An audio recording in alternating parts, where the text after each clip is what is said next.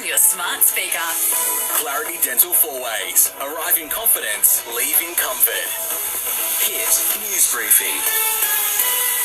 The death toll from the Queensland flood crisis rises. Russia reportedly targets the largest nuclear power plant in Europe as the Ukraine invasion continues, and mask rules to be relaxed in 2 states. Hi, it's Flake here with your national briefing.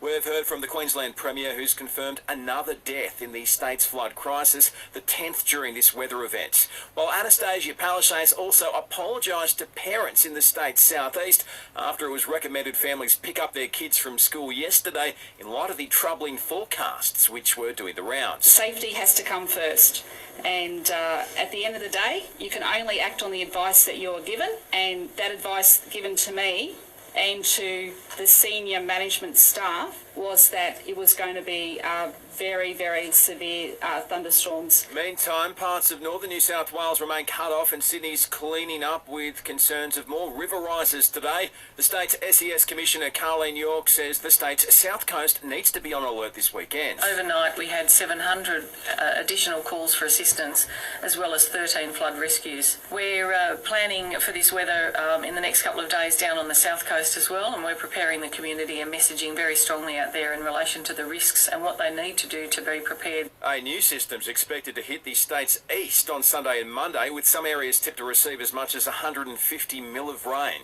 While issues with road and rail are behind major shortages at supermarkets in both states, Coles CEO Matt Swindle says their people have been helping drop food in. Yamba, for example, yesterday got an ADF food drop, and we're closely linked into all of those rescue relationships that we've built through, in part COVID and through previous floods and bushfires. While the PM's confirmed around $83 million in disaster payments have been doled out during the flood crisis to date, while some 2,000 ADF personnel and close to a dozen aircraft have been deployed as part of recovery efforts.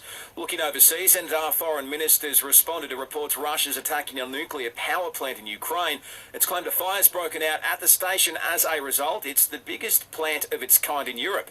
Maurice Payne telling the ABC the news is unacceptable. The world condemns that behaviour, and Australia strongly so. And there's COVID rule changes coming into effect in Queensland and Tasmania. The Sunshine State's ditching masks in most indoor settings later tonight, while in Tassie masks won't be needed in retail settings from tomorrow and will be ditched in offices, cafes and restaurants in a week's time. The Hyundai Staria Load, rated as the safest commercial van in Australia. Now it's yours from $47,990 drive away. Take a tech drive today. Australia's today mourning the death of legendary cricketer Rod Marsh, who's passed away this morning aged 74.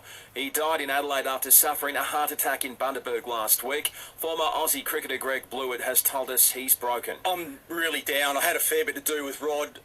He was a great man. Like, he was, for someone that's was so opinionated, for not to have an enemy, he was just a great man. The Aussie cricket side will wear black armbands in respect when the first test against Pakistan plays out later today. We'll get a better look at that starting 11 just before the toss. To AFL, and the Community Series continues tonight at Marvel with the Bulldogs v Lions. Meantime, Freo's confirmed Nat Fyfe won't play this weekend, but he does look good for round 1 against Adelaide.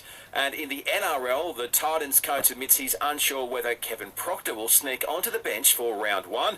The club's decisions around a final 17 have been complicated after their final trial with all teams due to the long